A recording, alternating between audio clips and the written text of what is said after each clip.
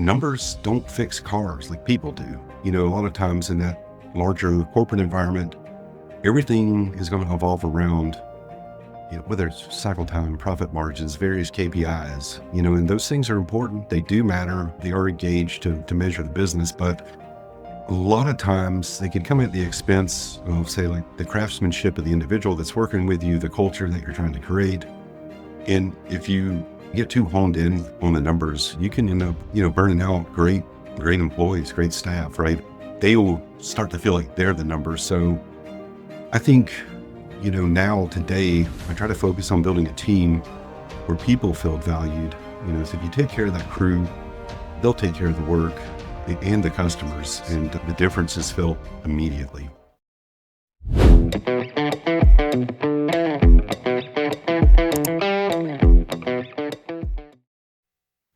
Welcome back to the Body Shop Leaders Podcast, the show where we dive into the people, ideas, and innovations shaping the collision repair industry. I'm your host, Daniel Burkholder, and today we're talking with Chris Ray, owner of 122 Collision, one of Georgia's fastest growing MSOs. Chris spent 2 decades in the consolidator world before building a collision network defined by culture, certifications, and smart, sustainable growth. We're going to unpack how he scaled so quickly, how he's leading through change, and what it really takes to build a shop brand that lasts. So welcome, Chris. So glad to have you here. Hey, thanks, Daniel. I appreciate it. Absolutely. Hey, let's just jump right in. I know we have a packed agenda for this conversation. So Chris, before 122 Collision became what it is today, what moment made you say, it's time to do my own thing? Honestly, after years for working for other shops, I started to realize, I was giving everything that I had, whether it's my time, my effort, any attention to detail, to really help build someone else's business. And listen, don't get me wrong, that's what I was there to do. And I learned so much along the way that, eventually I don't know, I hit that point where I thought, well, if I'm willing to put this much in for another group, why not start to build something of my own? I don't know. I wanted to create a place where the work actually reflected the pride, that we take in what we're doing, where the customers could trust what we say. The employees can take pride in what they're doing to get the process, get the vehicles through. That's what pushed me to really just kind of step out and do my own thing. Very interesting. So you've been through just about every side of this business. So when you look back, what shaped your early mindset as a leader? Man, I really have been through every aspect of this business. So I think a lot of the things there's a lot of lessons that I learned that are obviously still being applied today. But I think having gone through a transition into an owner, probably, I guess I always knew this, but it's more relevant today, I guess. It's kind of a lesson I learned after, I guess. Looking back, I was learning it all along, and maybe it didn't become too tangible. But I think one of the biggest things that I kind of took away from that consolidated side of my life was, numbers don't fix cars like people do. And so, I've always known that, but I think, a lot of times in that larger corporate environment, everything is going to evolve around, whether it's cycle time, profit margins, various KPIs, and those things are important. They do matter. They are engaged to measure the business, but a lot of times they can come at the expense of, say, like the craftsmanship of the individual that's working with you, the culture that you're trying to create. And if you get too honed in on the numbers, you can end up, burning out great employees, great staff, right? They will start to feel like they're the numbers. So I think, now today, I try to focus on building a team where people feel valued. So if you take care of that crew, they'll take care of the work and the customers, and the differences felt immediately. I love that. And that just comes out time and time again when I'm talking to shop owners and leaders is we're in the people business. Yes, we fix cars. Yes, the numbers matter. But I love that. And that really segues into basically my next question for you is I have a quote here from you that you said something like this, and it's really stuck with me. Build your foundation, mission, vision, and values first. What did that look like for you when you were just getting started? Yeah. So, well, like, I had this idea, right? And so I definitely knew what the mission, vision, and values were going to be for my brand. Honestly, it sounded great on paper, and when it came time to open the doors, it was, fortunately for me, it was initially a really good ramp up. I'd done an acquisition. I've got my own vision, values, kind of. So one thing, my first introduction into ownership was acquiring another business. And so you have a team there that's maybe accustomed to how it's been, prior to me coming through the doors. But Yes. the other thing that I realized is that, you've got that pressure immediately, whether it's from an insurance partner, a vendor, to customers, and sometimes that easy thing isn't the right thing, right? But that's where having the core principles mattered. So every time that we would hit a crossroad, we could at least step back and kind of ask, does this fit who we said we are, who we say we are, what we're trying to accomplish? And so that clarity helped us make consistent, honest decisions. Even if it meant like we'd have to slow down or even walk away from some deals that really didn't align with our values. And so that's when I knew the foundation was kind of shaping up, and it wasn't just words that were, in my new hire packet, the handbook, something on the wall, right? And so Right. it was working for real in real life. You were actually living it. It just wasn't that plaque on the wall anymore. Right. Yeah. That's great. There's another quote from you. It's don't let perfection get in the way of progress. And I guess sometimes I see that coming out in myself where I want it perfect. Can you share a time when maybe acting fast rather than perfect made a significant difference?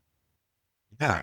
Even if I go back to that first store or the first couple stores I opened, man, so they definitely were not perfect. And I'm not suggesting they're perfect today, but they're certainly a lot further along than where they started. But I think, when we first opened 122, we got hit, like I said, with a lot of work, more than expected, kind of right out of the gate. And you have these big repairs coming all in at once, or you don't even necessarily have every system perfectly dialed in yet. Mhm. So whether that's the process, the paperwork, I'll be honest with you, my equipment was still being set up, so you're opening a box and you're kind of rebuilding that box, right? So I got a paint booth coming down, paint booth going up, or this welder's got to be updated or replaced or whatever. But basically, I had a choice to say, we can wait until everything's gonna get perfect, or we're just going to get in there and make this happen. And so, for me, the decision is always going to be to act. And so without jeopardizing any safety, we're going to get there and get this done safely. We're going to communicate clearly, and we're going to figure it out as we go. It wasn't flawless, but we got every customer taken care of. Honestly, the team built a ton of just trust right out of the gate because, again, here it is. It's not perfect. Here's the mission, vision, values. These are going to be kind of our guiding light. This thing's always going to point north. We're going to it's going to equal this, right? So we're going to make these decisions. But that experience, kind of reminds me that sometimes speed and intent beat perfection, right? So none of us are going to, I don't know, try steering a parked car. Sometimes you just got to get in motion, man, to figure out where you're going, right? You can adjust along the way. I love that. You could have spent a year getting that shot perfect and making sure every T was crossed and I was dotted and then open the doors. But you got it opened up. You did the job correctly. You lived your mission as you were building this. And I sometimes say this, I don't know if this resonates with you, Chris, but I sometimes say, we're building this plane as it flies. And that's what it sounds like is sometimes we just have to do that as entrepreneurs, as leaders. We we have a vision and we build the thing as we go. You know, Let's talk a little bit about scaling smart. Now I'm sure there's a lot of shop owners that would like to scale and maybe they just don't know what the next step is. And I feel like you have some insights. You've grown how many shops? How many stores are you at currently? at 8 open locations Cool. in about a little over 3-year window. Amazing. Amazing. I'm sure there's a couple in the pipeline there as well. So you've expanded into multiple locations in the Georgia market in just like, what did you say, 3 years?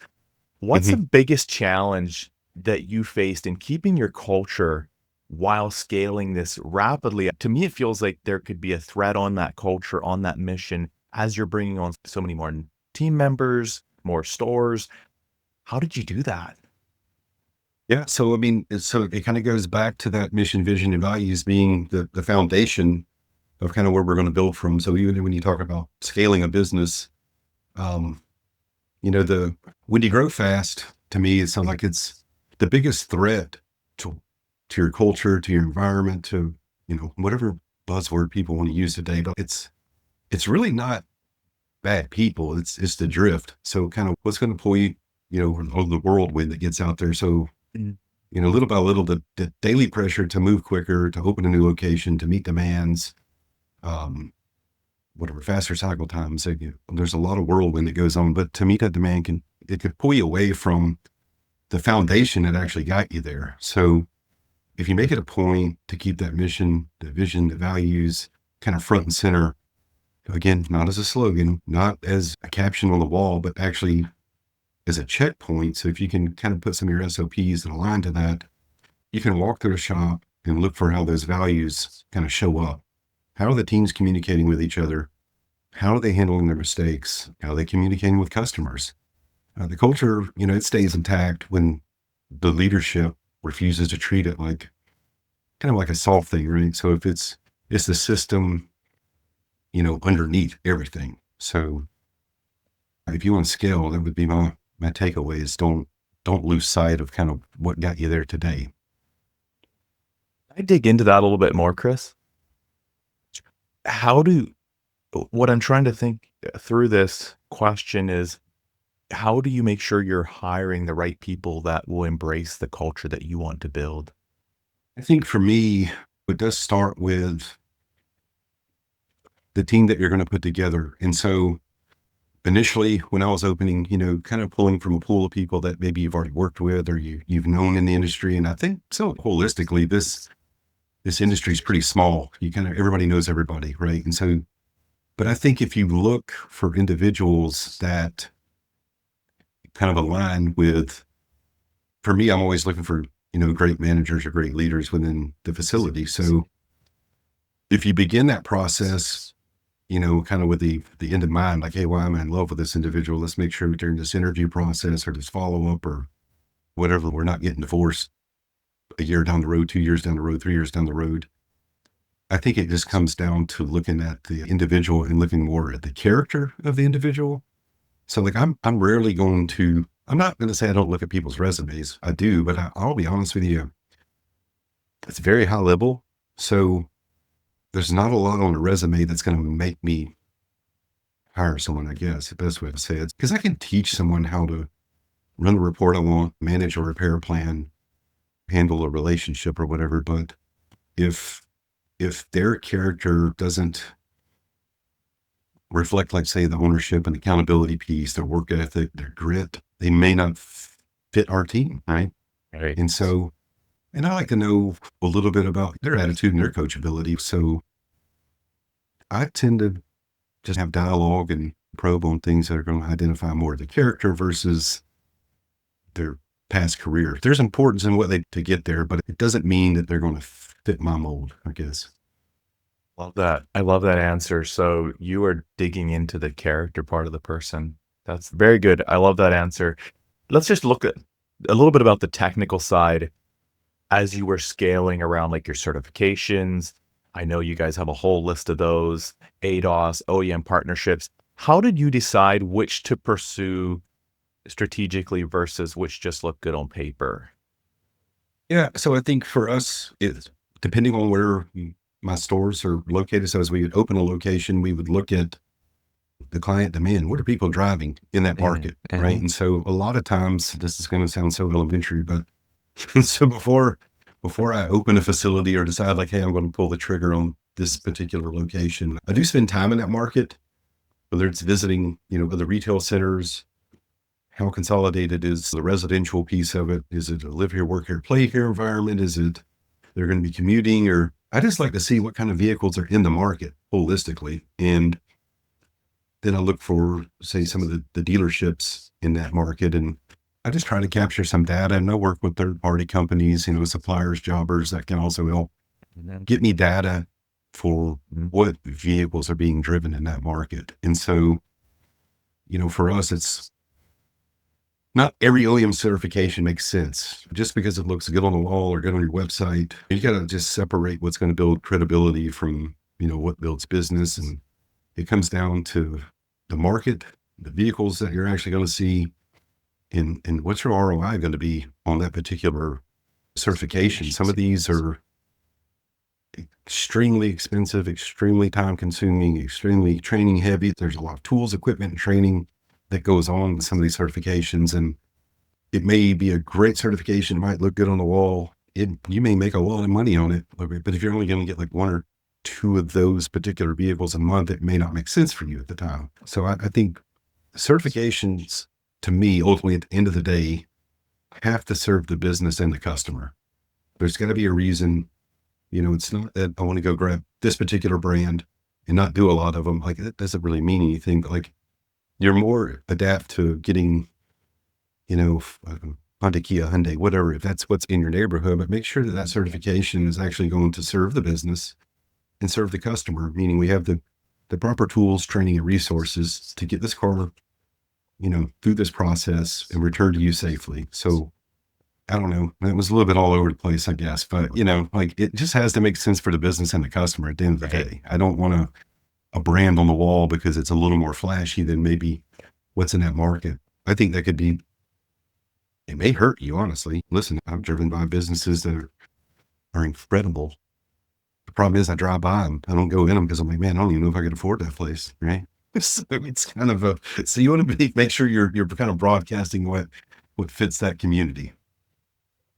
That's very interesting. And I think a good lesson to think about is, are people driving the vehicle? So if you're in a community and you want to have a Ferrari, let's say, just for a wild example, like Ferrari certification, well, are there Ferraris sitting in the driveways? Like, Right. actually go drive around the community and see what people are driving, or maybe run, like you said, your jobbers can often give you some of this data as well as to what's being driven, or maybe run reports like, what have you been fixing in the past, which if you're starting a Yeah. new store, you can't really do in that community. But if you're established already, you can start looking at the data. Yeah. And I think, too, some of these certifications require sponsorships from a manufacturer and or a local dealership, and, really working with them to identify how many of that particular vehicle, that brand is in the market, right down to like what zip codes do they seem to accompany the most. They have data too, as far as, the frequency of their customers' needs for collision repair. And so I believe that certifications are extremely important. I don't probably do as well as, like, let's be honest with you, like a lot of my centers you walk into, you're not going to see every brand we're certified with. It's because, again, it's more for me to serve the community that we're working in and know that it's supporting the business and supporting the customer, really what it's got to equal. And so I kind of summarize it like this, and I hate to say it this way, but like, don't make the certification like an ego thing. Just That's make great sure it really advice. serves a purpose. Great advice. Well, let's shift a little bit into leadership and people. And I know I dug into this just a little bit already, but as you've grown, Chris, to 8 stores, how has your leadership style changed? Because I know you can't be at all 8 stores, so you're delegating, you're building leaders around you. How has that changed? So for me, it is what it is, man. I think my leadership style early on was about control, and not necessarily from a negative aspect, but I felt like I had to have my hands kind of on everything. Okay. And so whether it was writing estimates, Mhm. even the repairs in the cars, look, when I opened my first shop, like, I was the guy writing the sheet, ordering the parts, out there on the frame machine with the guys, or welding cars, calling customers, sweeping the floors. And honestly, like, that's kind of what it takes at the start, Yes. and maybe not for everybody, but it did for me. So, there wasn't really another method other than, hey, like, you're just going to have to put this hat on right now, this hat on, this hat on, this hat on. So, but I think but when you have to take that approach, from the start, it does build a standard, right? And the rest of the folks around you kind of see that. And so, but I think as I opened a second shop, the third shop, and really for me, it got really convoluted. because the last 5 I did kind of all at the same time. So now you're thrust into leadership and delegation kind of approaches. And so I know it's not that I've not ever trusted people, but like I knew that if I didn't start delegating and trusting the individuals to kind of carry the torch or get this across the finish line, like I'm going to be the bottleneck in my collision centers. Like I will be the, the reason things aren't getting through the box. And so there's still some things I got to work on. I'm not going to lie to you. So, the timeliness of any given process, or the timeliness of even a piece of equipment, or timeliness of all that, is super critical. Because I mean, if somebody's waiting on me, quite frankly, to even get a new employee a uniform, right? They're going to walk in with the last brand of wherever they worked. I don't want that in my store. So, I mean, it's okay to delegate. It's okay to trust people so you don't become that bottleneck. But I think, it took finding the right people who cared as much as I did and kind of giving that freedom just to make the decisions. And, I'm still in this transitional piece for me where my job is less about doing and more about developing. So it's okay for me to set the direction, remove obstacles, and kind of trust my team to carry that vision forward. And so, but I think that helps create real leadership growth with the individuals that are in the store. So, Right. So I feel like this is such an important part, especially if a shop owner is looking to go from one store to two stores, because like you said, a lot of us that maybe grew up in the industry or have been in the industry for many years, we wore a lot of hats. And I was in that seat as well, where I wore a lot of hats in the shop. But then to go to that next store just is, I think it's so hard for some people to let go, for them to trust someone else. I really like your insights around that though, where basically you just have to let go and be willing to trust the people around you and then invest yeah. in them. Yeah. I think one of the biggest things, for that transition for me was, hey, make a decision. It doesn't even have to be the right decision, it just has to be the decision. And we're going to own that decision throughout this entire process. We may get to the end of the journey, sit down and communicate. There's going to be a lot of pros behind the decision, maybe a lot of cons, but we're just going to kind of learn and adapt from that and say, look, well, we made a decision, we owned it, we saw it through. Boy, I'm never going to do that again. Or, man, Right. that worked well and that should be implemented in these other facilities. So I think it's a good eye opener. I think it's just a matter of like making a decision. And so I'm still getting better at it. And I think that if you can walk through your shop without getting stopped 100 times, for other than, hey, how you doing? But I mean, if you're that owner with one store and you can't walk from the front to the back of the shop and maybe back to your office without getting stopped for supplements, or where's this paperwork, or check this paint color, or hey, can you help set this machine up? Like, those are important things. And I understand, like, a lot of times, on the onset of opening the business, like that's got to happen. But at some point, if you're going to scale, you got to remove that. Yes. I love how you put that. And when I heard you saying that, I just had to think of this saying, working on the business rather than in the business. That is something I tell myself every day. And I'm just going to be honest with you, like, that is so hard. So, and for me, transitioning from, a larger company into my own world, I got sucked into a lot of things that I didn't need to, like where I was working in the business versus on the business. But a lot of it was self-inflicted, and I loved it because I missed it. I don't know if that makes sense. I guess I'd forgotten how much I enjoyed doing A, B, or C to a car, or writing in a repair plan. It's not that you really forget it, but like I fell in love with the business all over again. So it wasn't a bad journey for me, but I did have to even make a recent decision, really recent, like, I'm not coming to the shop to work on cars anymore. Not going to happen.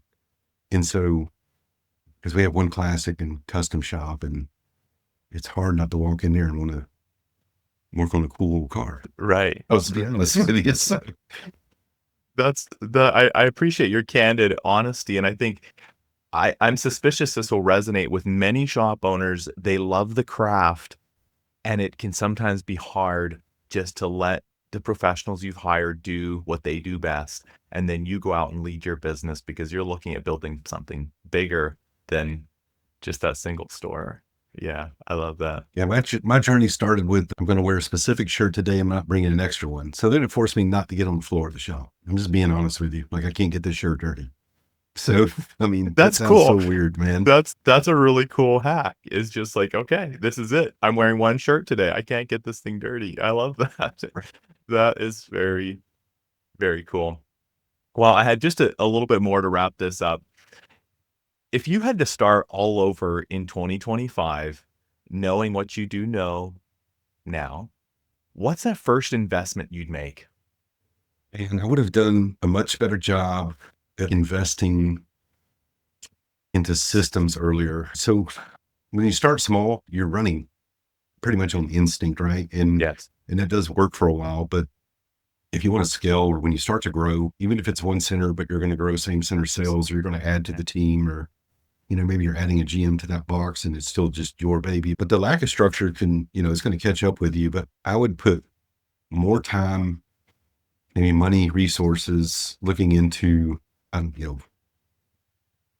estimating tools, workflow softwares, communication systems, a lot of the AI that's, available for centers today. And it's still being dialed in and still being honed, but like there's a lot of systems that can help build consistency. And honestly, they can help protect like the standards, like when you're not standing over every job. And so I think that's where real scalability can kind of present itself. Yes, businesses live and die by their systems. So I think you're exactly right. Invest into those systems early on rather than waiting till you're too big. Where do you see the biggest opportunities for MSOs like yours that want to grow the right way, not just grow, but grow the right way over the next few years? What do you see as the biggest opportunity? For me right now, it is going to be continue to focus on the systems, introduce new concepts and things that maybe I'm not as comfortable with, but getting a little more educated about it, bringing in that right team. I 100% feel that this industry is still relatively small. It's still fragmented, and there's still a lot of interest in it. There's the ability to scale and grow today is just so readily available. But I also believe this industry is right for the taking. There's really big national groups, there's mini regionals, there's independents with one store, two stores, but it doesn't matter whether your shop is next to the biggest player in town, or just out in left field. If you focus on your people, the customers, and the marketing around that brand to serve that community that you're in, I feel like it's right for the taking. I mean, in this sector has got it so figured out that it's just not up for grabs, in my opinion. There are groups and there are companies that are great at scaling, but they may not be as good at retention during the scaling process. They may not be as good with onboarding or implementing their systems and processes. There's like nobody to me has really like slammed it out of the park yet on checking every box during the scaling process. And growing your business isn't necessarily mean you're going from one store to two store to three stores to four stores. It's, it could be, how are we going to grow within these same four walls? What does that staffing model look like? Do I change my staffing model altogether? Do I run multiple shifts? Do I split shifts so that, people have, less time at work, but team concepts or there's everything is still available out there today to grow this and be a player in the markets that you operate in without the fear of saying that, well,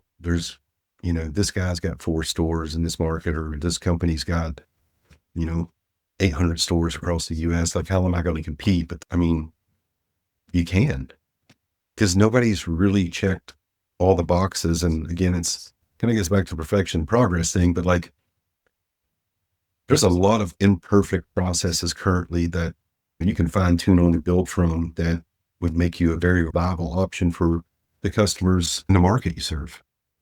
I love your optimism. There's too many people in this industry that are pessimistic about the industry. And here again, I'm passing judgment. I shouldn't do that, but I love how optimistic you are about the future, about the opportunities here. I think it's up for grabs for anybody that wants to work for it. The opportunity, the capital, the money. It's the easiest thing in the world to come across. All you have to do is work for it. It's still available. And there's a lot of great players out there. There's regional MSOs that are great, but they still have opportunity just like I do, right? Here's one thing my career has taught me. Yeah. No matter how big the company is, man, it's still just a bunch of guys and gals like you and I making decisions, trying to figure this stuff out. And so I used to think that everybody, on the other side of those doors were going to be insanely intelligent and like just blow my mind with all the wisdom in the world. But the reality is they've done a great job at surrounding themselves with people that are better at them at a certain aspect of, this role, this job, this responsibility, whatever. And they continue to surround themselves with just, so like collectively that group is impressive, but there's no one person that's just like out there got it figured out. And I just think the industry is ripe for the taking for anyone.